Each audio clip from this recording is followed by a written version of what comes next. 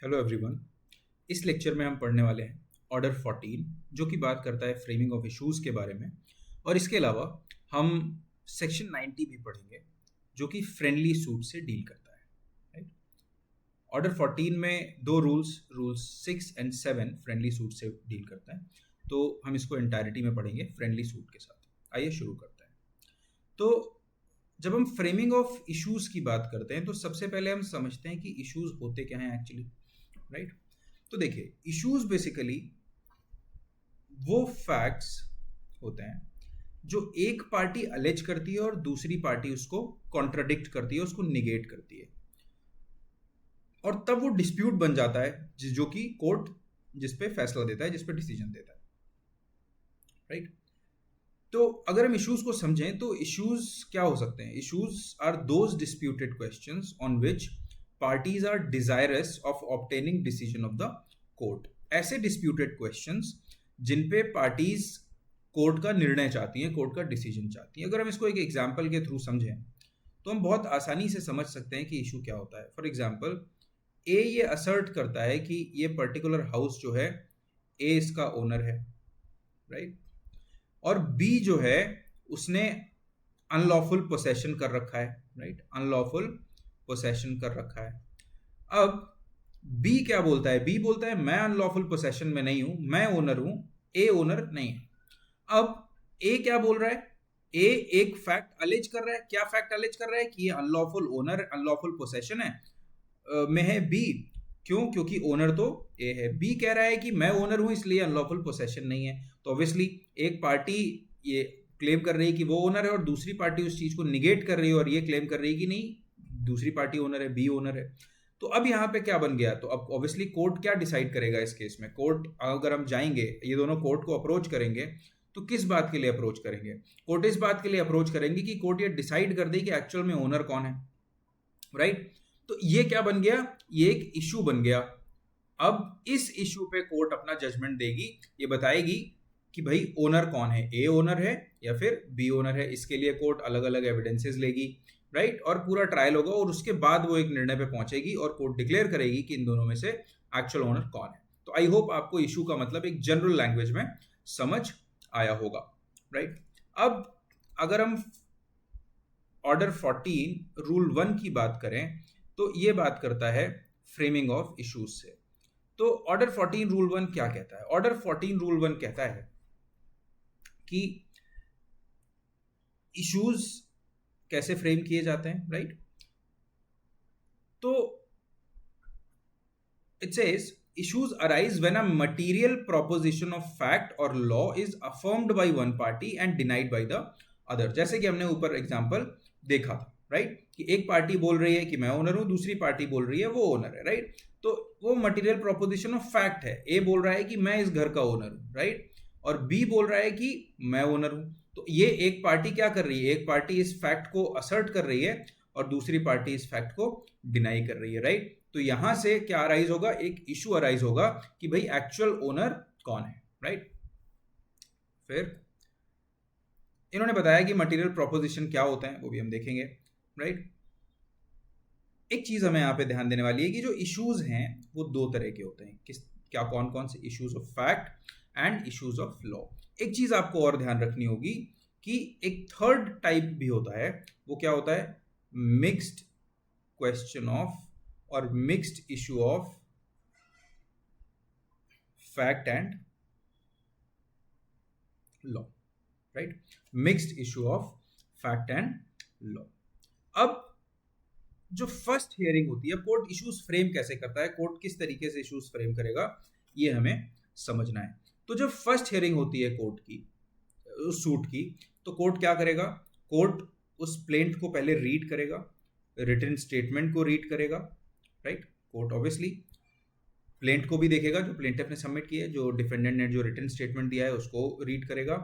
और उसके बाद अगर उसको लगता है कि उसे किसी पार्टी को सुनना जरूरी है, उसको लगता है कि उसके दिमाग में कोई कंफ्यूजन है जो वो क्लियर करना चाहता है इश्यूज फ्रेम करने से पहले, तो वो ऑर्डर 10 रूल 2 में किसी भी पार्टी को बुला सकता है उसको एग्जामिन करने के लिए, पार्टी को खुद एग्जामिन करने के लिए, या फिर उससे बोल सकता है कि आप कोई पर्टिकुलर डॉक्यूमेंट प्रोड्यूस कीजिए और हमें उस डॉक्यूमेंट को एग्जामिन करना है, ताकि जो कोर्ट है उसका जो दिमाग है, court has a clear vision, clear idea about what the case is, right. तो ये उसकी हेल्प करेगा, ये चीज, ये क्लैरिटी कोर्ट की हेल्प करेगी राइट इश्यूज फ्रेम करने में, राइट। क्योंकि अगर इश्यूज सही से फ्रेम नहीं किए गए तो जजमेंट फिर सही नहीं आ पाएगा। तो इसलिए ये जरूरी होता है कि जब इश्यूज फ्रेम किए जा रहे हैं तो इश्यूज बहुत प्रॉपरली फ्रेम किए जाएं, करेक्ट इश्यूज फ्रेम किए जाएं, राइट। तो कोर्ट क्या करेगा, फर्स्ट हियरिंग में जब प्लेन्ड और रिटन स्टेटमेंट दोनों को देख लेगा, या फिर कोर्ट को लगता है कि कोर्ट एग्जामिन करना चाहता है किसी पार्टी को, उनको एग्जामिन कर लेगा। उसके बाद वो एसरटेन करेगा कि कौन से ऐसे मटेरियल प्रोपोजिशन है फैक्ट या लॉ के जिसपे पार्टीज आर एट वेरिएंस, जिसपे पार्टी डिस्प्यूट में है, पार्टी जिस चीज को डिस्प्यूट कर रही है, राइट। कौन सी ऐसी चीज है जिसमें पार्टी एक दूसरे के, they are at loggerheads with each other, right, वो एक दूसरे के विरोध में है, राइट। उसके बाद कोर्ट क्या करेगा, डिसाइड करेगा, फ्रेम करेगा और डिसाइड करेगा कि इश्यूज क्या क्या है, राइट। अब सबसेक्शन 6 कहता है, सॉरी, सब रूल 6 कहता है कि अगर डिफेंडेंट ने फर्स्ट हियरिंग में अपना कोई डिफेंस ही नहीं किया, मान लो डिफेंडेंट अग्री कर जाता है, डिफेंडेंट ये बोलता है कि फर्स्ट हियरिंग में आता है और वो ये बोलता है कि जो भी इश्यूज हैं, जो भी प्लेंटिफ अलेज कर रहा है, वो उस सब से मैं अग्री करता हूं, राइट। तो अगर प्लेंटिफ जो अलेज कर रहा है उससे अगर डिफेंडेंट अग्री कर जाता है तो डिफेंडेंट ने क्या किया, कोई डिफेंस ही नहीं दिया। तो ऐसे केस में क्या होगा, ऐसे केस में कोर्ट के लिए ये जरूरी नहीं है कि वो इश्यूज फ्रेम करे। एक और सिचुएशन होती है जब कोर्ट के लिए जरूरी नहीं होता कि वो इश्यूज फ्रेम करे, वो सिचुएशन होती है कि जब समरी सूट का डिसीजन किया जाता है, तो वहां पे ये फ्रेमिंग ऑफ इशू करना जरूरी नहीं होता, राइट। ये दो चीजें आप ध्यान रखिएगा, ये इंपॉर्टेंट है आपके एग्जाम के पर्सपेक्टिव से, राइट। अब ऑब्वियसली मटेरियल प्रोपोजिशन क्या होता है, मैंने देखिए मैं सारे जो प्रोविजंस हैं, जो भी इंपॉर्टेंट चीजें, मैं उन सबको हाईलाइट कर देता हूं ताकि आपको ये समझने में दिक्कत ना हो कि एक्चुअल में किस चीज पे ज्यादा फोकस करना है, किन चीजों को ज्यादा दिमाग में रखना है, क्या ज्यादा इंटरप्रिटेशन जहां पे इन्वॉल्व है, राइट, ताकि वो आपको आसानी से समझ आ जाए, राइट। तो जो भी हाईलाइटेड पार्ट है आप उसको ये समझ लीजिए कि वो बहुत इंपॉर्टेंट है, और जो भी हम पढ़ रहे हैं उसमें से वो बेसिकली क्रक्स है, वो ज्यादा इंपॉर्टेंट है, उसको आपको दिमाग में जरूर रखना ही रखना है, राइट। ये पर्पज है ये सब हाईलाइट करने का। अब मटेरियल प्रोपोजिशन के बारे में यहाँ पे बताया गया कि मटेरियल प्रोपोजिशन क्या होता है। मटेरियल प्रोपोजिशन फैक्ट का भी हो सकता है और लॉ का भी हो सकता है, राइट। ये कोई ऐसी चीज है जो प्लेंटिफ अलेज करता है ये बताने के लिए कि उसके पास राइट टू सू है, और डिफेंडेंट के पॉइंट ऑफ व्यू से डिफेंडेंट उस चीज को निगेट करता है जो प्लेंटिफ अलेज कर रहा होता है। जैसे कि मैंने आपको बहुत सिंपल ओनरशिप वाला एग्जांपल लेके बताया कि वहां पे प्लेंटिफ जो ए है वो अलेज कर रहा है कि ये घर मेरा है, जबकि डिफेंडेंट जो है बी वो बेसिकली ये बोल रहा है कि ये घर ए का नहीं है, मैं ओनर हूं इस घर का, राइट। तो जो भी मटेरियल प्रोपोजिशन है वो एक डिस्टिंक्ट इशू बनाता है, राइट। और इंडियन एविडेंस एक्ट में हम इसको इश्यूज ऑफ फैक्ट कहते हैं, राइट, इश्यूज ऑफ फैक्ट कहते हैं, राइट। अब Shriram versus Shriram 1936 Bombay high court का एक जजमेंट है, लैंडमार्क जजमेंट है। इसमें इन्होंने मटेरियल प्रोपोजिशन के बारे में बात की थी।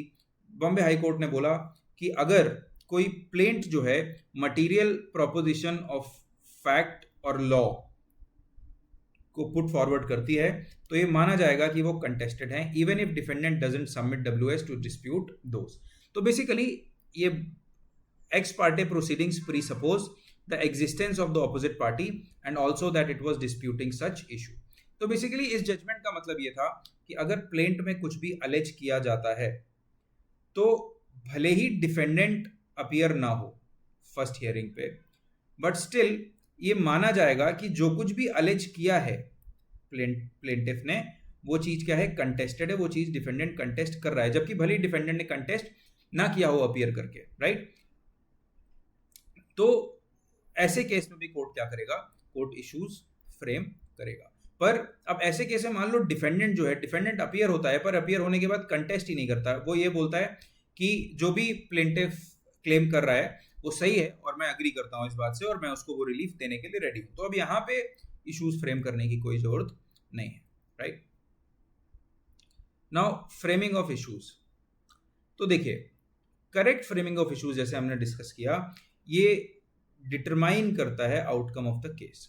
करेक्ट फ्रेमिंग ऑफ इश्यूज बहुत ही ज़्यादा ज़रूरी होती है। Wrong issues means wrong judgement. Obviously अगर आपके इश्यूज ठीक नहीं होंगे तो आपका जो जजमेंट है वो भी ठीक नहीं होगा। क्यों? क्योंकि हम हमेशा बोलते हैं ना कि if you want a right answer you must always ask right questions, right. अगर आप सही सवाल नहीं पूछोगे तो सही जवाब कैसे मिलेगा, राइट। ये मान लीजिए घर का जो हम एग्जाम्पल लेके चल रहे हैं, इस घर की ओनरशिप का मसला है, पर इशू क्या बनाया गया? इशू इसके पोसेशन से रिलेटेड बनाया गया, राइट। ओनरशिप को का इशू ही नहीं बनाया गया कि ए ओनर है या बी ओनर है, ये डिस्कस किया गया पोसेशन किसके पास रहना चाहिए। तो क्या प्रॉपर जजमेंट आ पाएगा? ऑब्वियसली नहीं आ पाएगा। क्यों? क्योंकि वो केवल पोसेशन को डिसाइड कर रहा है, ओनरशिप को डिसाइड ही नहीं कर रहा है, राइट। तो इसलिए हमेशा जो इश्यूज हैं वो बहुत ही प्रॉपरली बनाए जाने चाहिए और कोर्ट को अपना जुडिशियल माइंड अप्लाई करने के बाद वो इश्यूज बनाने चाहिए। और कोर्ट, एक ड्यूटी कोर्ट की होती है कि वो इश्यूज फ्रेम करे और करेक्टली फ्रेम करे, राइट। सेम बात एमएल मंगल वर्सेस मानस बुनिया 2001 सुप्रीम कोर्ट में कही गई थी, राइट। अब मान लीजिए कुछ इश्यूज ऐसे हैं जो गलत फ्रेम हो गए हैं, राइट, रॉन्ग इश्यूज फ्रेम हो गए हैं, ठीक है, तब क्या होगा? तो बेसिकली उसकी remedy rule order 14 rule 5 provide करता है। रूल 5 कहता है कि कोर्ट के पास पावर है अमेंड करने की और इश्यूज को स्ट्राइक आउट करने की, right, amend and strike out issues. तो कोर्ट क्या करता है? Court at any time before passing a decree, court कभी भी डिक्री पास करने से पहले कभी भी इश्यूज को अमेंड कर सकता है, मतलब चेंज कर सकता है, या फिर एडिशनल इश्यूज फ्रेम कर सकता है। जो इश्यूज ऑलरेडी मान लीजिए किसी केस में 3 इश्यूज थे, तो वो क्या कर सकता है कोर्ट? वो 4th और 5th इशू या उसके बाद भी और फ्रेम कर सकता है, अगर उसको लगता है कि ये इश्यूज जरूरी हैं for determining the matters in controversy between the parties, right. तो अगर उसको ये लगता है कि just decision of the case के लिए और जो डिस्प्यूट है पार्टीज के बीच में उसको करेक्टली डिटरमाइन करने के लिए इन इश्यूज का फ्रेम किया जाना जरूरी है, तो वो क्या कर सकता है? कोर्ट नए issues frame, court additional issues frame कर सकता है या फिर एग्जिस्टिंग इश्यूज को भी अमेंड कर सकता है, राइट। फिर अगर कोर्ट को लगता है कि कोई इशू गलत फ्रेम हो गया है तो कोर्ट क्या कर सकता है? स्ट्राइक आउट भी कर सकता है कोई इशू। मान लीजिए 6 इश्यूज फ्रेम किए थे कोर्ट ने, तो उन 6 इश्यूज में से कोर्ट को लगता है कि 3rd इशू जो है उसकी कोई जरूरत नहीं है, वो इनअप्रोप्रिएट है, तो उसको क्या कर सकता है? कोर्ट हटा सकता है, स्ट्राइक आउट कर सकता है, राइट। फिर क्या, अब क्वेश्चन ये आता है कि अगर मान लीजिए रॉन्ग इशू फ्रेम हो गया, तो क्या रॉन्ग इशू फ्रेम हो जाने भर से क्या डिक्री वॉइड हो जाएगी, राइट। तो इसका आंसर है कि अगर रॉन्ग इशू फ्रेम हुआ है तो it does not इप्सो facto vitiate the decree, right. Just because कोई रॉन्ग इशू फ्रेम हो गया है इसका मतलब ये, और उस पर डिक्री आ गई है, तो उससे ये फर्क नहीं पड़ता कि जो डिक्री है वही सेट असाइड कर दी जाएगी, वो डिक्री ही गलत हो गई, ऐसा नहीं है, राइट। एक डिक्री को केवल इस आधार पे सेट असाइड नहीं किया जा सकता, या राइट, कि वो एक कि जो इश्यूज फ्रेम किए गए उसमें से कोई एक इशू गलत था, right, wrong framing of issues थे, right. Wrong framing of issues जो है वो केवल एक इररेगुलरिटी है, कोई इलीगैलिटी नहीं है। क्योंकि ये इररेगुलरिटी है और इलीगैलिटी नहीं है, इसलिए यहाँ पे जो डिक्री है उसको सेट असाइड नहीं किया जाएगा, प्रोवाइडेड कि कोई इनजस्टिस ना किया गया हो, पार्टी के साथ कोई इनजस्टिस ना हुआ हो, बस इतनी सी बात है, राइट। जस्ट बिकॉज कोई रॉन्ग इशू फ्रेम हो गया, इसकी वजह से डिक्री जो है वो सेट असाइड नहीं की जाएगी, राइट। बस हमेशा सीपीसी में या किसी भी लॉ में ये जरूरी है कि बाकी सब ठीक है, थोड़ी बहुत जो प्रोसीजरल इरेगुलरिटीज हैं उनकी वजह से पूरे सूट को, पूरे ट्रायल को विशिएट नहीं किया जा सकता, वो पूरा ट्रायल विशिएट नहीं होता, राइट, उसको सेटिसाइड नहीं किया जा सकता। बस एक चीज हमें ध्यान में रखनी है कि उस इरेगुलरिटी की वजह से इनजस्टिस ना हो किसी भी पार्टी के साथ। क्यों? क्योंकि अल्टीमेट ऑब्जेक्टिव सारे लॉज का यही है कि जितना पॉसिबल हो सके उतना जस्टिस किया जा सके जो भी पार्टीज कोर्ट के सामने आती हैं उनके साथ, राइट। अब मान लीजिए कि कोई इश्यूज जो हैं, कोई ऐसा इशू है जो कोर्ट ने ओमिट कर दिया, कोर्ट फ्रेम नहीं कर पाया, राइट, कोर्ट भूल गया उसको फ्रेम करना। तो अगर इश्यूज फ्रेम नहीं किए गए हैं, राइट, और पार्टी एविडेंस देती है किसी मामले में और कोर्ट को ये लगता है कि और कोर्ट क्या करता है, कोर्ट डिसीजन दे देता है without framing formal issues, right. मान लीजिए 3 इश्यूज थे, जजमेंट कोर्ट में ट्रायल चल रहा था, अब पार्टी आई, पार्टी ने कोई अलग से एविडेंस दे दिया और उस एविडेंस के बेसिस पे कोर्ट ने अपना जजमेंट दे दिया, भले ही उस पर्टिकुलर फैक्ट के बारे में कोई एक फॉर्मल इशू फ्रेम कोर्ट ने नहीं किया। तो केवल इस वजह से जो डिक्री है will not be set aside, right, on the ground that formally the issue was not framed, right. इस वजह से जो डिक्री है उसको सेट असाइड नहीं किया जाएगा, केवल इस ग्राउंड पे कि जो इशू है उसको फॉर्मली फ्रेम नहीं किया गया था, राइट। अगर कोर्ट चाहे तो कोर्ट कभी भी एडिशनल इश्यूज फ्रेम कर सकता है, जैसे कि हमने देखा, पर इन केस कोर्ट अगर कोई नया एविडेंस आता है, कुछ एविडेंस आता है जिसके बेसिस पे कोर्ट अपना डिसीजन दे देता है और फॉर्मली इशू वो फ्रेम नहीं करता है उस पर्टिकुलर चीज के बारे में, फिर भी जो उसकी डिक्री होगी उस डिक्री को सेट असाइड नहीं किया जाएगा, वो जो डिक्री होगी वो वैलिड डिक्री होगी, राइट। अब क्वेश्चन आता है कि इश्यूज को फ्रेम कैसे किया जाता है। तो देखिए, फिजा डेवलपर्स के केस में ऑनरेबल सुप्रीम कोर्ट ने ये बोला कि फ्रेमिंग ऑफ इश्यूज जो है ये फर्स्ट एंड नेसेसरी स्टेप है in every contested suit. Her suit में जिसको कि कंटेस्ट कर रही है सामने वाली party, framing of issues first step है और बहुत इंपॉर्टेंट स्टेप है, राइट। पर क्वेश्चन ये अराइज होता है कि क्या कभी ऐसा भी होता है कि जहां पे इश्यूज फ्रेम करने की जरूरत नहीं है। ऑब्वियसली मैं आपको बता चुका हूं, समरी सूट में इश्यूज फ्रेम करने की जरूरत नहीं है, और जहां पे डिफेंडेंट कोई डिफेंस पुट फॉरवर्ड नहीं करता है वहां पे भी इश्यूज फ्रेम करने की जरूरत नहीं है, राइट। तो अगर आपसे ये क्वेश्चन आ जाता है कि कब इश्यूज फ्रेम करने की जरूरत नहीं है, तो आपको आंसर पता होना चाहिए। 2 चीज़ें मैंने आपको कई बार बताया, इसीलिए मैं कई बार मैं कोशिश करता हूँ कि अगर कोई इंपॉर्टेंट पॉइंट हो मैं उसको रिपीट करता रहूँ ताकि वो आपके दिमाग में बैठ जाए और आप भूलें ना, राइट। क्योंकि ये टेक्निकल चीज़ें होती हैं और ये एग्जाम में पूछ ली जाती हैं, इंटरव्यू में पूछ ली जाती हैं, तो आपके दिमाग में रहनी चाहिए।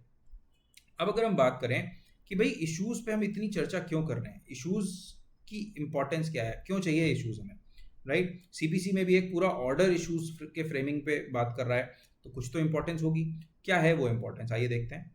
देखिए, अगर appropriately framed issues are the backbone of a suit, जो प्रॉपरली फ्रेम किए गए इश्यूज हैं वो बैकबोन होते हैं किसी भी सूट के। The duty of framing issues under CPC lies on the court, ये क्वेश्चन प्री में पूछा जाता है, राइट। तो ड्यूटी किसके ऊपर रहती है इश्यूज फ्रेम करने की, कोर्ट के ऊपर। ये कोर्ट का काम है कि वो इश्यूज फ्रेम करे। ये it should depend only on the draft issues filed by the parties but should itself go into the pleadings and apply it's judicial mind in framing issues. Framing of issues is significant because of the following. तो basically ये क्या बात कर रहा है, 2 चीज़ें important है जो हमें दिमाग में रखनी है। एक कि जो ड्यूटी है इश्यूज फ्रेम करने की वो अल्टीमेटली कोर्ट की है। जब पार्टीज सबमिट करती हैं अपने डॉक्यूमेंट्स, प्लेन और रिटन स्टेटमेंट, तो वहाँ पे वो ड्राफ्ट इश्यूज वगैरह रहते हैं, बट देन वो चीज़ जो है वो केवल कोर्ट की एड के लिए है। कोर्ट उस चीज़ के हिसाब से, मतलब ये नहीं बोल सकता कि पार्टीज ने वो कोई इशू फ्रेम नहीं किया था इसलिए हम नहीं करेंगे, ऐसा नहीं है। Ultimate responsibility lies on the court and court must apply its judicial mind in framing issues, right? Applying judicial mind apply करने का क्या मतलब होता है कि कोर्ट को अपना दिमाग लगाना चाहिए, कोर्ट को खुद से मटेरियल, कोर्ट मतलब जज जो वहाँ का प्रिसाइडिंग ऑफिसर है, उसे खुद से देखना चाहिए और अपने विवेक के हिसाब से, अपने दिमाग के हिसाब से जो उसको ठीक लगता है उस हिसाब से उसे इश्यूज फ्रेम करने चाहिए, राइट। अब क्यों जरूरी है इश्यूज, क्योंकि वो पार्टीज को गाइड करते हैं कि किस चीज पे एविडेंसेस देने हैं, क्या एविडेंसेस देने हैं, राइट। अगर मान लीजिए एक इशू ये है कि whether X is legitimate child of Y, right.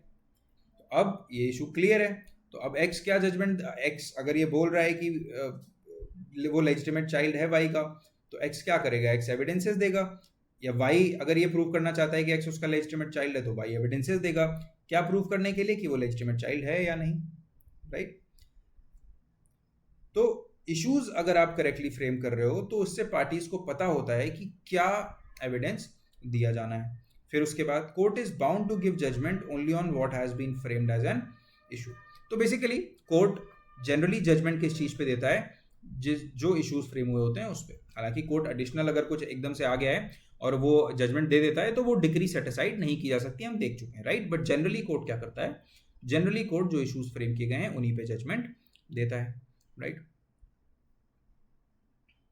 अब कोर्ट जो बेसिकली अगर ऐसा कोई मैटर है जो ना प्लेंट और रिटन स्टेटमेंट में दोनों पार्टीज ने अलेज ही नहीं किया है, तो उस पे वो अलग से कोई नई चीज इंट्रोड्यूस करके कोर्ट इशू फ्रेम नहीं कर सकता। इस चीज का मतलब ये है, आप इसकी लैंग्वेज से कंफ्यूज मत होइएगा, राइट। मतलब कोर्ट इश्यूज फ्रेम करने का कोर्ट के पास क्या मटेरियल होता है, प्लेंट, रिटन स्टेटमेंट या फिर examination of parties and inspection of the document जो उस केस से रिलेटेड है।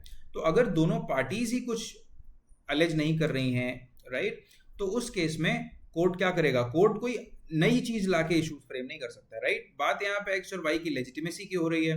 अब कोर्ट यहाँ पे ये इशू फ्रेम नहीं कर देगा कि वाई जो है, वाई के पास टोटल एसेट्स कितनी है, यहाँ मतलब ही नहीं है उस चीज का, तो कोर्ट क्यों करेगा ऐसा, राइट। बस इसका मतलब ये one issue should cover only one material proposition in dispute between the parties. तो इसका मतलब बस इतना है कि एक इशू जो है एक चीज के लिए सीमित रहना चाहिए। मतलब ऐसा नहीं है कि एक इशू में बहुत सारी चीजें हों, राइट। फॉर एग्जाम्पल लेजिटिमेसी है, ये एक इशू है। अब दूसरा क्वेश्चन ये हो सकता है कि भाई जो प्रॉपर्टीज हैं, राइट, उसका बंटवारा कैसे होगा। अगर एक्स लेजिटिमेट चाइल्ड है वाई का, तो उसका, और बाकी बच्चे भी हैं, तो उसका बंटवारा कैसे होगा, ये एक दूसरा क्वेश्चन है, राइट। अब ये जो दूसरा क्वेश्चन है, इसके लिए सेकेंड इशू बनना चाहिए। एक इशू में आप एक ही मटेरियल प्रोपोजिशन अलेज करोगे, राइट। तो आई होप आपको एक तरीके से इसका बैकग्राउंड समझ आया होगा फ्रेमिंग ऑफ इश्यूज का। इसके पीछे के जो जनरल प्रिंसिपल्स हैं, जिनको हम ग्राउंड रूल्स कह सकते हैं फ्रेमिंग ऑफ इश्यूज के, वो आपको क्लियर हुए होंगे। अब एक क्वेश्चन आता है कि प्रिलिमिनरी इश्यूज क्या होता है, राइट। क्या बाकी जो इश्यूज हैं उनकी फ्रेमिंग को डेफर किया जा सकता है, मतलब डिले किया जा सकता है, बाद के लिए पोस्टपोन किया जा सकता है till the preliminary issues are decided, right. ये इस तरीके से मैंने लिखा है क्योंकि मेंस में क्वेश्चन पूछा जाता है ये वाला, और आपको वहां पे अगर आंसर देना है तो आप, मैंने जो चीजें हाईलाइट की हैं, जो प्रोविजंस लिखे हैं, अगर आप उनको लिख के आएंगे आपको बहुत अच्छे मार्क्स आएंगे, जो मैक्सिमम पॉसिबल हो सकते हैं वो मिलेंगे, राइट। अब कोड टू, तो देखो रूल 2 क्या कहता है, ऑर्डर 14 का रूल 2 ये कहता है कि नॉटविथस्टैंडिंग दैट अ केस में be disposed of on a preliminary issue, the court shall subject to provisions of sub rule 2 pronounce judgment on all issues, right. तो बेसिकली इससे आप ये समझ सकते हो कि जो रूल 1 है, दिस इज सब्जेक्ट टू सब रूल 2, सब रूल 1 इज सब्जेक्ट टू सब रूल 2, राइट। इसका मतलब इस सब रूल को ये क्या कर रहा है, सब रूल 2 कंट्रोल कर रहा है, राइट। अब सब रूल 2 क्या कहता है, सब रूल 2 ये कहता है कि जहां पे लॉ और फैक्ट के इश्यूज अराइज होते हैं सेम सूट में, और कोर्ट का ओपिनियन ये है कि जो केस है या केस का कोई हिस्सा है उसको डिस्पोज ऑफ किया जा सकता है इशू ऑफ लॉ के सहारे ही, राइट। कि केवल मान लीजिए कोर्ट में कुछ इशू ऑफ फैक्ट होंगे केस में और कुछ इशू ऑफ लॉ होंगे। अगर कोर्ट को ये लगता है कि केवल इशू ऑफ लॉ को डिसाइड करके पूरा केस डिसाइड हो सकता है, तो ऐसे केस में कोर्ट क्या करेगा, कोर्ट उस इशू ऑफ लॉ को ही पहले डिसाइड कर लेगा, राइट। अब वो इशू ऑफ लॉ क्या होगा, राइट। तो इशू ऑफ लॉ क्या हो सकता है, राइट। तो देखिए ये हमें रूल 2 सब रूल 2 खुद से क्लियर कर देता है। कौन से इश्यूज, ऐसे इश्यूज जो कि कोर्ट के जुरिस्डिक्शन से रिलेटेड है या फिर रिलेटेड हैं bar to suit created by any law for the time being in force, right. तो अगर इससे रिलेटेड कोई क्वेश्चन है सूट में, तो कोर्ट क्या कर सकता है, पहले इन क्वेश्चंस को डिसाइड कर सकता है, और बाकी जो इश्यूज हैं केस में उनको पोस्टपोन कर सकता है, ये सोच के कि इनको हम बाद में सेटल करेंगे, इनको बाद में देखेंगे, पहले तो हम यही देख लेते हैं कि हमारे पास जुरिस्डिक्शन है या नहीं इस केस को डिसाइड करने का, या फिर कहीं ये सूट बार्ड तो नहीं है, क्या हम कहीं ऐसा तो नहीं है कि हमें लॉ मना करता हो कि इस सूट को हम ट्राई ही नहीं कर सकते हैं, सूट का ट्रायल ही नहीं कर सकते हैं, राइट। तो पहले कोर्ट क्या करेगा, कोर्ट इन चीजों को डिटरमाइन कर लेगा, राइट। तो अगर कोर्ट को ठीक लगता है, देखिए मे है यहाँ पे, ये कोर्ट का डिस्क्रिशन है, अगर कोर्ट चाहे तो बाकी इश्यूज की फ्रेमिंग को पोस्टपोन कर सकता है, पहले इश्यूज ऑफ लॉ को डिसाइड कर सकता है फ्रेम करके, पर अगर कोर्ट चाहे तो वो सारे इश्यूज फ्रेम करके सब पे डिसीजन दे सकता है, it's up to the court, right. तो अब देखिए इसको हम एक एग्जाम्पल के सहारे, जो आपने चीज समझी जो अभी हमने पढ़ा, इसको हम एक एग्जाम्पल के थ्रू समझने की कोशिश करते हैं, राइट। अब हम मान लेते हैं कि कोई ए है, आप ए से बहुत बोर हो गए होंगे, चलिए आर ले लेते हैं है। ये जो आर है इसने एस के अगेंस्ट एक केस फाइल किया, तो आर क्या हुआ, प्लेंटिफ, और एस डिफेंडेंट। अब इसने केस फाइल किया और केस ये क्या फाइल कर रहा है, इसने केस हम मान लेते हैं इंदौर सिविल जज जूनियर डिवीजन क्या है, इसने केस फाइल किया और ये बोला कि 10 करोड़ की जो प्रॉपर्टी है उसका जो ओनर हूँ वो मैं हूँ, राइट। कितनी प्रॉपर्टी, 10 करोड़। और फिर उसने बाकी सारी चीज़ें बताई कि 10 करोड़ का मैं ओनर हूँ, इस जो एस है इसने मुझसे ये पैसे लिए थे, राइट। फिर बाद में क्योंकि ये पैसे नहीं दे पाया तो इसने अपनी प्रॉपर्टी मेरे नाम कर दी थी, एंड देयरफॉर ये जो प्रॉपर्टी है इस प्रॉपर्टी का ओनर मैं हूँ, राइट। ये सारी चीज़ें इसने इस सूट में अलेज करी। अब इसमें इशू ऑफ फैक्ट क्या है, इशू ऑफ फैक्ट ये है कि भाई इस जो 10 करोड़ रुपए हैं एक्चुअल में आर, ये जो प्रॉपर्टी है 10 करोड़ रुपए की एक्चुअल में किसकी है, आर की है या एस की है, ये इशू ऑफ फैक्ट है। इशू ऑफ फैक्ट ये भी है कि क्या कभी ऐसा हुआ था कि एस ने आर से 10 करोड़ रुपए लिए थे और उसके बदले में एस ने आर को अपनी ये प्रॉपर्टी बेच दी थी जिसकी कीमत आज 10 करोड़ है, जिसकी कीमत 10 करोड़ है। तो ये इशू ऑफ फैक्ट है। इशू ऑफ लॉ क्या है, इशू ऑफ लॉ ये है कि क्या जो सिविल जज जूनियर डिवीजन का कोर्ट है इंदौर में, कि क्या उसके पास जुरिस्डिक्शन है इस केस को डिसाइड करने का, इस केस को ट्राई करने का। तो ये क्या है, ये बेसिकली इशू ऑफ लॉ है। अब क्योंकि ये जुरिस्डिक्शन का केस है, ये इशू ऑफ लॉ है, तो अगर कोर्ट को जुरिस्डिक्शन ही नहीं है, अगर कोर्ट के पास जुरिस्डिक्शन नहीं है तो ट्रायल तो कोर्ट कर ही नहीं पाएगा, राइट। अगर कोर्ट के पास जुरिस्डिक्शन नहीं है तो कोर्ट ट्रायल कर ही नहीं पाएगा। तो यहाँ पे कोर्ट के लिए ज़्यादा नेचुरल चीज़ क्या है, ज़्यादा कन्वीनियंट चीज़ क्या है जिससे कि टाइम बचे कोर्ट का भी और पार्टीज का भी, वो ये है कि वो पहले ये देख ले कि उसके पास जुरिस्डिक्शन है या नहीं, राइट। आर ने एक सूट फाइल किया, एस ये एलेज करता है कि भाई आपके पास तो जुरिस्डिक्शन ही नहीं है इस कोर्ट में, तो एक सूट फाइल होना ही नहीं चाहिए। तो कोर्ट क्या करेगा, कोर्ट पहले यही डिसाइड कर लेगा, देखेगा कि हमारे पास जुरिस्डिक्शन है या नहीं। तो कोर्ट को अगर लगता है उसके पास जुरिस्डिक्शन नहीं है तो वो रिटर्न कर देगा प्लेंट, बोलेगा कि भाई आप इस प्लेंट को present it to the right court, in the right court, right. या फिर अब तो ये तो चीज आपको समझ आ गई होगी कि भाई जुरिस्डिक्शन ऑफ कोर्ट जो है वो नहीं होने से क्या होता है, राइट, वो क्वेश्चन ऑफ लॉ है। अब दूसरा है क्या है कि बार टू सूट, राइट। एक और क्वेश्चन ऑफ लॉ का हमने एग्जांपल क्या देखा था कि bar to suit created by any law. देखिए हम लोग रेस जुडिकेटा पढ़ चुके हैं। रेस जुडिकेटा का क्या मतलब होता है कि अगर एक सूट S1 हम मान लेते हैं कोर्ट ने डिसाइड कर दिया है, सेम फैक्ट्स पे सेम पार्टीज के बीच में, कोर्ट S2 जो है उसको नहीं सुनेगा, ये जो है वो बार्ड होगा, राइट। मान लीजिए A और B के बीच में ये डिसीजन हो गया कि कोई प्रॉपर्टी किसकी है, राइट, या R और S के बीच में ये डिसीजन हो गया कि ये प्रॉपर्टी R की है, S की नहीं है। अब दोबारा फिर से S जाए कोर्ट में और ये S2 फाइल करे, दूसरा सूट फाइल करे और ये बोले कि नहीं प्रॉपर्टी मेरी है, तो क्या ये सूट एंटरटेन कर सकता है कोर्ट? ऑब्वियसली नहीं कर सकता है। क्यों? क्योंकि जो CPC है, प्रिंसिपल ऑफ रेस जुडिकेटा के थ्रू मना करता है कि इस तरह के सूट्स आप बार बार एक केस को आप कोर्ट के सामने नहीं ला सकते। और इसके पीछे का पर्पस क्या है कि जो लिटिगेशन है वो जितना जल्दी खत्म हो जाए उतना अच्छा, और जो कोर्ट है उसका जो डिसीजन है वो फाइनल है। तो अब यहाँ पे क्या है, ये बार है एक दूसरा सूट फाइल करने के लिए, S2 के लिए क्या है, लॉ एक बार क्रिएट कर रहा है।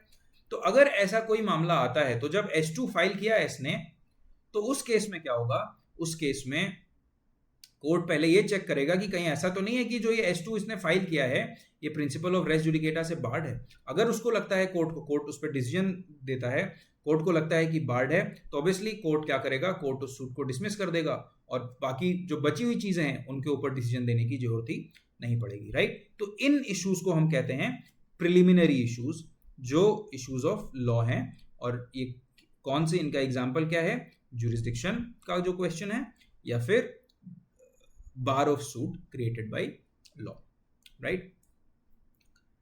Now whenever issues have to be framed and while maintainability of suit depends on pure question of law, right? तो देखिए जो क्वेश्चन होना चाहिए ना वो प्योर, प्रिलिमिनरी इशू किस पे बनता है, प्रिलिमिनरी इशू जो है वो क्वेश्चन ऑफ लॉ पे ही बनता है, only question of law only, right. अगर mixed question of law and fact है तो उसको प्रिलिमिनरी इशू की तरह से डिसाइड नहीं किया जा सकेगा, राइट। तो ऑब्वियसली अगर ये डाउट आता है कि कोर्ट के पास जुरिस्डिक्शन है भी नहीं है भी या नहीं, मेंटेनेबिलिटी है इस केस की या नहीं है, तो फिर ज़्यादा नेचुरल क्या है कि पहले जुरिस्डिक्शन की बात को ही आप डिसाइड कर लो या बार की बात को ही कोर्ट डिसाइड कर ले, और उसके बाद जो भी निर्णय आता है, अगर कोर्ट को लगता है कि जुरिस्डिक्शन नहीं है तो बाकी चीज इश्यूज को डिसाइड करने की उसको जरूरत है ही नहीं। तो इसलिए क्योंकि इस इशू को पहले डिसाइड किया जाता है, इसको क्या कहा जाता है, प्रिलिमिनरी इशू कहा जाता है, राइट। और ये किसका प्रेरोगेटिव है, कोर्ट का प्रेरोगेटिव है कि वो प्रिलिमिनरी इश्यूज को पहले डिसाइड करे और बाकियों को पोस्टपोन कर दे, राइट। नाउ सेम बात मद्रास हाईकोर्ट ने 1950 के जजमेंट में कही थी कि अगर कोर्ट डिसाइड करता है इशू ऑफ लॉ को ट्राई करने का पहले, तो जो अदर इश्यूज हैं उनके सेटलमेंट को पोस्टपोन किया जा सकता है till determination of that issue of law. अब रमेश देसाई वर्सेस बीवी मेहता 2006 सुप्रीम कोर्ट, इस केस में क्या कहा गया, इस केस में ये बोला गया कि जो इशू ऑफ लॉ है वो किन चीजों से रिलेटेड हो सकता है, जुरिस्डिक्शन ऑफ द कोर्ट से, और a bar to the suit laid down by any existing law। हम डिस्कस कर चुके हैं ये बात। देखिए ये भी वही बात कह रहा है, the phrase used in rule 2 is issue of law only, right. इसका मतलब है कि जो ओनली है ये प्री सपोज करता है कि प्रिलिमिनरी इशू किस चीज का बनेगा, केवल क्वेश्चन ऑफ लॉ का ही बनेगा। अगर mixed question of law and fact है तो उस केस में उसको हम mixed question of law and fact can not be preliminary issue, right. अगर ये आपके एग्जाम में आए तो आपको ध्यान रखनी है ये बात, right. Chandrama Singh versus registrar civil court 2012 Patna high court, इसमें हाई कोर्ट ने जजमेंट ये दिया कि जो लिमिटेशन का इशू है वो मिक्स्ड क्वेश्चन ऑफ लॉ भी है और फैक्ट भी है, इसलिए उसको हम प्रिलिमिनरी इशू की तरह ट्राई नहीं कर सकते हैं, राइट। जो मिक्स्ड क्वेश्चन, जो question of limit, issue of limitation है वो क्या है, mixed question of law and fact है, तो इसलिए हम उसको प्रिलिमिनरी इशू नहीं मान सकते। क्यों, क्योंकि प्रिलिमिनरी इशू केवल क्वेश्चन ऑफ लॉ ही हो सकता है, इशू ऑफ लॉ को ही हम प्रिलिमिनरी इशू की तरह ट्रीट कर सकते हैं, राइट। अब देखिए रूल 4 क्या कहता है, रूल 4 देखिए सिंपल सी बात कहता है। रूल 4 में आपको जो याद रखने वाली बात है वो है आपको नॉट लेटर देन 7 डेज ही याद रखना है। हमने डिस्कस किया, क्या डिस्कस किया कि कोर्ट क्या करेगा, ये किसकी ड्यूटी है, ये कोर्ट की ड्यूटी है कि वो अपना जुडिशियल माइंड अप्लाई करे, प्लेंट को पढ़े, रिटन स्टेटमेंट को देखे, जो डॉक्यूमेंट्स हैं उनको देखे, और उनको एग्जामिन करने के बाद ये समझे कि पार्टीज किन चीज़ों पे, किन इश्यूज पे पार्टीज जो हैं वो डिवाइडेड हैं, राइट, एक दूसरे को अपोज कर रही हैं, और उसके बेसिस पे वो क्या करे, उसके बेसिस पे इश्यूज फ्रेम कर दे। पर कोर्ट को किसी वजह से ऐसा लगता है कि उसे और क्लैरिटी की जरूरत है तो वो क्या कर सकता है, या फिर उसे और क्लैरिटी की जरूरत है तो वो क्या कर सकता है, वो किसी भी व्यक्ति को एग्जामिनेशन के लिए बुला सकता है। उसको जो लगता है कि इस व्यक्ति को बुलाना ठीक होगा, इसको थोड़ी जानकारी होगी और इससे हमें क्लैरिटी आएगी, तो कोर्ट उस व्यक्ति को एग्जामिनेशन के लिए बुला सकता है, राइट। या फिर किसी डॉक्यूमेंट के एग्जामिनेशन के लिए बोल सकता है, राइट, बोल सकता है उस व्यक्ति को कि भाई आप डॉक्यूमेंट लेके आइए, हमें वो डॉक्यूमेंट देखना है। और इसके लिए क्या करेगा कोर्ट, जो फ्रेमिंग ऑफ इश्यूज हैं उसको एडजॉर्न कर देगा, कितने दिन के लिए, not later than 7 days, right. तो 7 दिन के लिए फ्रेमिंग ऑफ इश्यूज को पोस्टपोन कर देगा, और पोस्टपोन करने के बाद वो उसको अगर किसी इंसान को एग्जामिन करना है, if the court has to examine any person, उस पर्सन को एग्जामिन करेगा, या अगर किसी को डॉक्यूमेंट को एग्जामिन करना है तो उस डॉक्यूमेंट को एग्जामिन करेगा, और उसके बाद फिर क्या करेगा, उसके बाद कोर्ट अपने जो इश्यूज हैं उनको फ्रेम करेगा, राइट। तो इसीलिए बोला जाता है कि before framing of issues court must be fully aware of all the facts, right. ठीक है, तो ये 7 डेज याद रखिएगा, ये क्वेश्चन पूछ लिया जाता है प्री में कि कितने दिन के लिए एडजॉर्नमेंट कर सकता है कोर्ट ऐसे मामलों में, 7 दिन के लिए कर सकता है, राइट। रूल 4 को क्लैरिफाई किया हीरालाल वर्सेस बटकू लाल में 1953 सुप्रीम कोर्ट में। सुप्रीम कोर्ट ने बोला कि ये कोर्ट की ड्यूटी है एग्जामिन करना पार्टीज को रूल 4 में, अगर कोर्ट को लगता है कि कोई कंफ्यूजन है रिगार्डिंग द केस जिससे कि उसको करेक्ट फ्रेमिंग ऑफ इश्यूज करने में प्रॉब्लम हो रही है, राइट। तो कोर्ट को क्या होना चाहिए? The court before framing any issue must be clear about all the facts which will form the issue, right? Court को अपने दिमाग में बिल्कुल क्लियर होना चाहिए जब वो इश्यूज फ्रेम करेगा उससे पहले कि केस एक्चुअल में है क्या, राइट? इस रूल को, अगर हम रूल 4 को, मैं आपको हमेशा बोलता हूं कि आप प्रोविजंस को इंटरलिंक करके पढ़िए, उससे एक तो लॉ की क्लैरिटी ज़्यादा अच्छी होती है, ज़्यादा बेटर तरीके से हमें समझ आता है क्योंकि सारे लॉज एक दूसरे से कनेक्टेड है, राइट? और दूसरा उससे फ़ायदा ये होता है कि जब आप एग्जाम में लिखते हो तो ऑब्वियसली जो एग्जामिनर है उस पर एक ज़्यादा अच्छा इंप्रेशन पड़ता है, उसको रियलाइज़ होता है कि आपकी जो नॉलेज है वो काफ़ी अच्छी है, आपने एक होलिस्टिक अप्रोच रखा है चीज़ों को लेके, तो उससे आपके मार्क्स भी बढ़ते हैं, राइट? अब हम आते हैं एक दूसरे कंसेप्ट पे जिसको ऑर्डर 14 में डील किया गया है, ऑर्डर 36 में डील किया गया है, साथ ही साथ सेक्शन 90 में डील किया गया है। इस कंसेप्ट को कहा जाता है, ये कंसेप्ट है फ्रेंडली सूट का। अब देखिए फ्रेंडली सूट होता क्या है। तो अगर हम फ्रेंडली सूट की बात करें तो फ्रेंडली सूट बेसिकली, अगर हम सेक्शन 90 देखें तो ये कहता है कि जहां पे कोई where any persons agree in writing to state a case for the opinion of the court, then the court shall try and determine the same in manner prescribed, right? तो बेसिकली अगर दो पार्टीज हैं, मान लीजिए x and Y, ये दो parties हैं, इनके बीच में कोई डिस्प्यूट है, एक्स बोल रहा है कोई प्रॉपर्टी मेरी है, वाई बोल रहा है मेरी है, पर ये एक दूसरे से बहुत लड़ाई झगड़ा नहीं करना चाहते हैं, इनके दिमाग में भी थोड़ा कंफ्यूजन ही है। तो अब इस केस में क्या हो सकता है? इस केस में एक्स एंड वाई क्या कर सकते हैं? एक्स एंड वाई एक दोनों कोर्ट को अप्रोच कर सकते हैं, एक अग्रीमेंट कर सकते हैं आपस में कि ठीक है हम डिसाइड कर लेते हैं, ये जो इशू है हम ले चलते हैं कोर्ट के पास और let the court decide, right, as to whose property is this, who is the real owner of this property, right, and whatever the court decides we will do, right? ये एक agreement करते हैं और agreement करके ये court को approach करते हैं, राइट? तो ये बहुत ही फ्रेंडली लगी रहा है, राइट? ऐसा तो नहीं लग रहा है कि दोनों पार्टीज एक दूसरे से बहुत गुस्सा है। तो ये एक फ्रेंडली सूट फाइल करती है कोर्ट में कि जो भी कोर्ट का डिसीजन होगा हम इसको मान लेंगे, राइट? तो अब सेक्शन 90 अगर हम पढ़ते हैं तो सेक्शन 90 को हम रूल 6 के साथ पढ़ते हैं ऑर्डर 14 के, राइट? तो ये क्या कहता है? ये डिटेल में बताता है कि जो फ्रेंडली सूट है वो फाइल किस तरह किया जाएगा और कोर्ट कैसे उसको अप्रोच करेगा, राइट?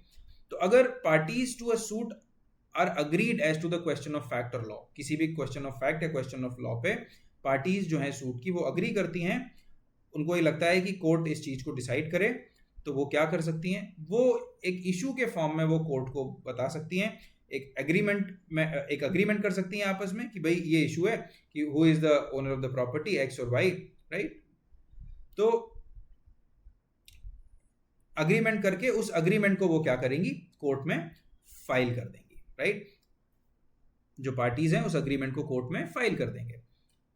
अब वो अगर सम ऑफ मनी से रिलेटेड है किसी की, भाई एक पार्टी दूसरी पार्टी को इतना अमाउंट ओ करती है, राइट? अगर इससे रिलेटेड है तो कोर्ट जो भी निर्णय देगा, अगर कोर्ट ये बोलता है कि एक्स जो है वो वाई को पैसा देगा 50 लाख रुपए, राइट?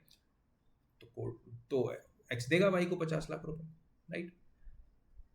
कोर्ट वाई को ऑर्डर करती है तो वाई एक्स को 50 लाख रुपए देगा, राइट? तो यहाँ पे इनके बीच में एक अग्रीमेंट है कि भाई हम देख लेते हैं, हम कोर्ट के पास चले जाते हैं और वहां पे कोर्ट को late the court decide, right?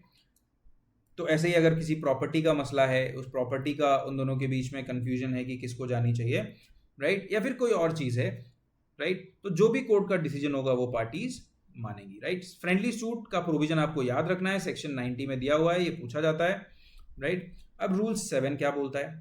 Rule 7 ये बोलता है कि कोर्ट क्या क्या देखेगा, कि कोर्ट जब इस चीज पे जजमेंट देगा उस जो फ्रेंडली सूट है, उससे पहले कोर्ट को क्या ड्यू डिलिजेंस करनी है, कोर्ट को कौन से फैक्टर्स देखने हैं। तो देखिए कोर्ट को पहले चीज देखनी है कि अग्रीमेंट जो है वो ड्यूली एग्जीक्यूट किया था पार्टीज ने, मतलब दोनों पार्टीज ने अपनी फ्री कंसेंट से वो अग्रीमेंट किया है या नहीं।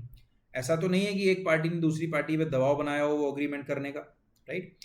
फ्री कंसेंट है पार्टीज की और प्रॉपरली अग्रीमेंट एग्जीक्यूट किया है कि नहीं। दूसरा कि दोनों पार्टीज का सब्सटैंशियल इंटरेस्ट है इन डिसीजन में, राइट, कि पार्टीज एक्चुअल में इंटरेस्टेड हैं इस डिसीजन के लिए, राइट? फिर अगर उसको लगता है कि जो केस है, ये इशू है, इसको डिसाइड करने में कोई प्रॉब्लम नहीं है, सारी दोनों पार्टीज ने गुड फेथ में कोर्ट को अप्रोच किया है, तो उसके बाद कोर्ट क्या करेगा? कोर्ट इसको एक नॉर्मल, एक ऑर्डिनरी सूट की तरह डिसाइड करेगा और उस पर अपना डिसीजन दे देगा और जजमेंट प्रोनाउंस करेगा, राइट।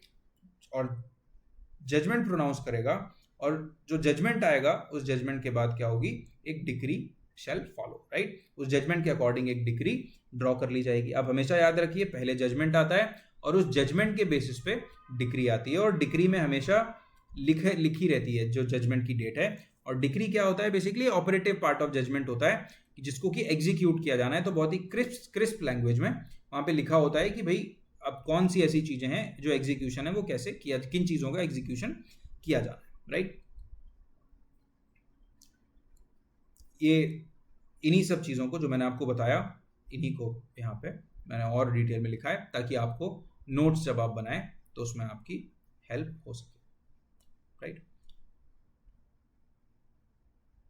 अच्छा, इसमें एक दो चीज और है जो आपको याद रखनी है, वो ये है कि जो अग्रीमेंट है इन दोनों पार्टीज के बीच का वो वैल्यू बताएगा सब्जेक्ट मैटर की, राइट। जैसे कि जब हम नॉर्मल सूट फाइल करते हैं तो हमें उस सब्जेक्ट मैटर की वैल्यू कोर्ट अपनी प्लेंट में डिक्लेयर करनी होती है, और हमें यह भी बताना होता है कि हमने उस जितना वैल्यू है उस हिसाब से हमने कोर्ट फीस डिपॉजिट कर दी है कोर्ट में, राइट। तो उसी तरीके से अगर फ्रेंडली सूट है तो फ्रेंडली सूट में भी आपको वैल्यू ऑफ सब्जेक्ट मैटर बताना पड़ेगा।